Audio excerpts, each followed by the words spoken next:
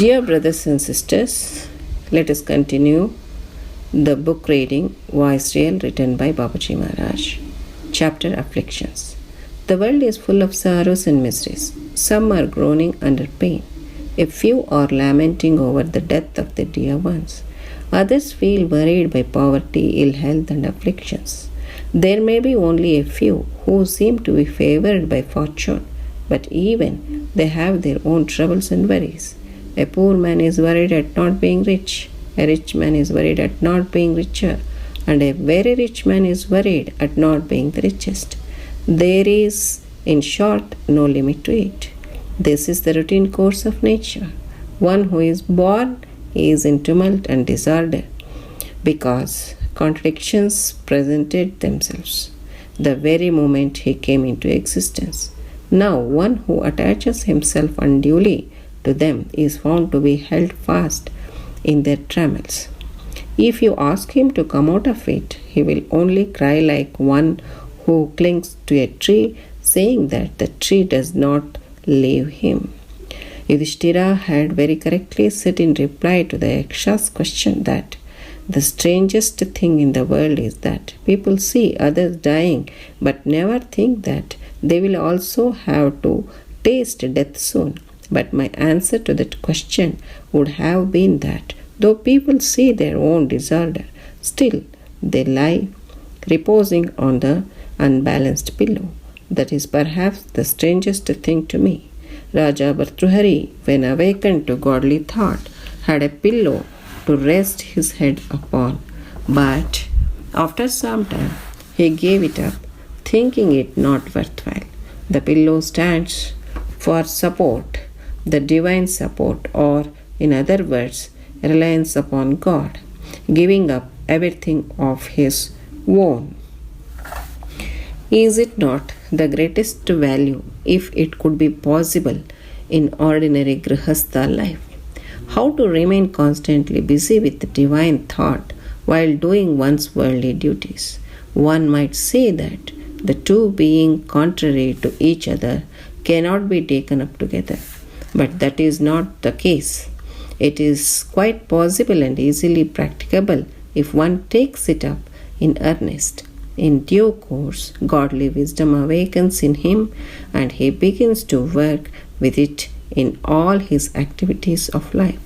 I do not think that one who exerts himself for the achievement of realization while attending to his household duties shall be a loser in any way.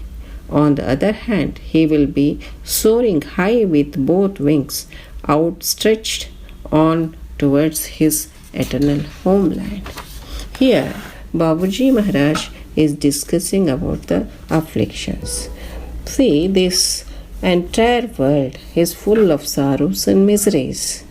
Some people are suffering under pain, and some are lamenting over the death of their dear ones, and others feel worried by their poverty, ill health, and afflictions. There may be only few people who seem to be favored by fortune, but however, they are also having their own type of troubles and worries.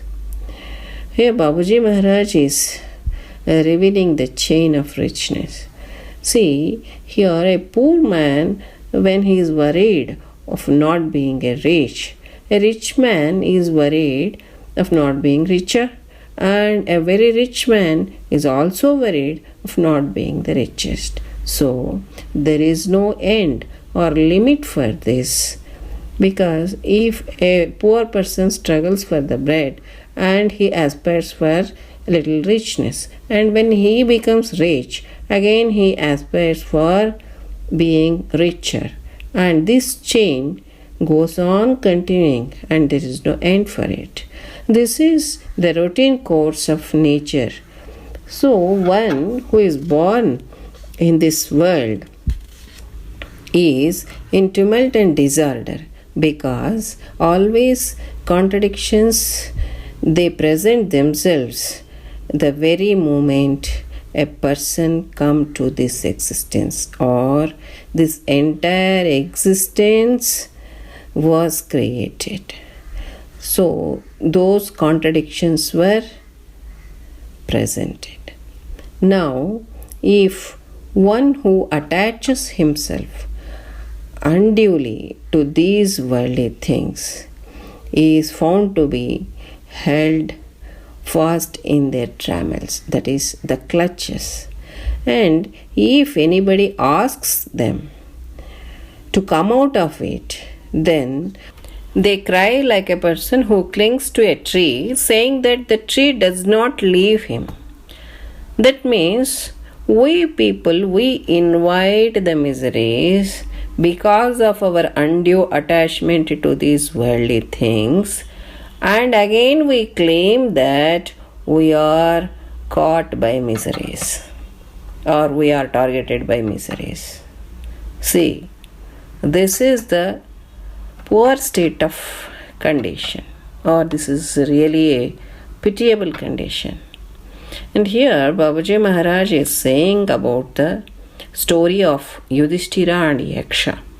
For Yaksha's question, Yudhishthira had very correctly said the reply, stating that the strangest thing in this world is that people see others dying but never think that they will also die one or the other day. But Babuji Maharaj is saying his answer to that question like this. People see their own disorder. Still, they lie reposing on the unbalanced pillow.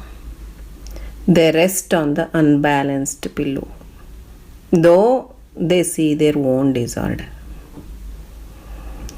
For that, Babuji Maharaj is saying, this is the strangest thing to me. And he is revealing the story of Raja Bhartruhari also. Raja Bhartruhari, when he awakened to the godly state of condition, he had a pillow to rest his head upon. What was that pillow? That pillow was the support of this world.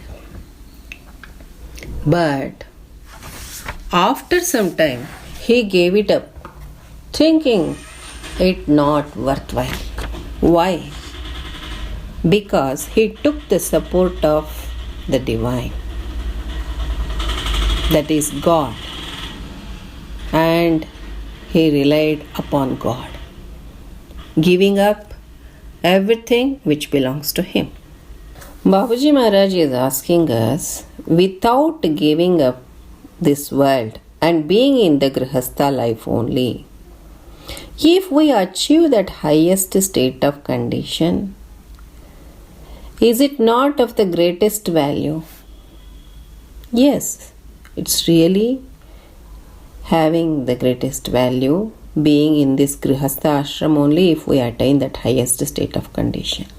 But how to remain constantly busy with the divine thought while doing one's worldly duties is the question, isn't it? Because many people will claim that we are busy with our duties and we don't find time to remember God or do practice. For this, Babuji Maharaj is saying that it is very much possible and it is very easy to practice also if we take up it with earnest interest. And when in due course of our practice, godly wisdom awakens in us and we begin to work with it in all our activities of life. So people may question that how it is possible for this thing. I would like to say one devotional song sung by Purandaradasa, a saint of India. He says that Krishna enabarade ಕಂದನ ಬಿಗಿದಪ್ಪಿ ಮುದ್ದಾಡುತ್ತಲೊಮ್ಮೆ Krishna ಎನ್ನಬಾರದೆ. So while taking care of your child, can't you remember God? Yes, saying that I am doing the duty of God. And then ದಾರಿಯಲ್ಲಿ ನಡೆಯುತ್ತಲೇ Krishna ಎನ್ನಬಾರದೆ. When we start walking in a street or we go to some place or market, anywhere we go, can't we remember? Because that remembrance, that process of remembrance is internal one. It is nowhere related to external activity. We can remember very well. If we think that we are going for a task entrusted by Master, then automatically that remembrance will start. Similarly, for ladies, if we cook at kitchen, if we think that we are doing the prasadam of God and do the cooking, then it completely transforms into that divine food. That is prasadam. Similarly, if we remember God and do all the activities as the duties entrusted by Master, then everything will be divinized. Then that wisdom of divine or godly wisdom awakens in us, and it starts working in each and every activity of our life. So Babuji Maharaj is telling that a person who does his duty, household duties, with love and dedication and devotion in the remembrance of God and achieves the realization, will he be a loser in any way? No, not at all. On the other hand, he will be soaring high with both wings. That is, one is worldly and the other one is spiritual, and will be outstretched on towards his eternal homeland. So let us read the next paragraph. Since we came into the world, we have never been free from miseries, nor shall we ever be till we have secured our return to the homeland. Even avatars like Rama and Krishna had to undergo miseries so long as they were on this earth. In fact, deliverance from pain and sorrow is the main pursuit of life. Mahatma Gandhi is said to have once remarked, "The way to freedom lies through jail." If we take this world to be a prison house, the above saying fits in quite appropriately in the spiritual sense also. In utter despair, people often wish for an end to life, but in my opinion, it shall be far better under such circumstances to pray to God to bestow a life which might be parallel to death. Here Babuji Maharaj is again talking about the miseries. Because for anybody who has born in this world, miseries are inevitable, and nobody is free from miseries until we return back to our homeland. From this, even avatars were also not exempted. See, Rama and Krishna. So Ramayana and Mahabharata has happened, and even they underwent the miseries so long as they were on this earth. So, in fact, deliverance from pain and sorrow is the main pursuit of life. So Mahatma Gandhi, he has remarked once that the way to freedom lies through jail. If we take this world as a prison, and the above saying fits in that quote appropriately, because being in this world, doing all our household works, we have to attain the liberation, and we have to realize God. So, in utter despair, people may often wish to end their lives, because when the people are in trouble, if one cannot bear that, and if it reaches its peak, then usually people think to end their lives. But Babaji Maharaj is saying that in his opinion, such people should pray God to bestow a life which is parallel to death. This is a state of condition which an abhyasi come across during his spiritual practice.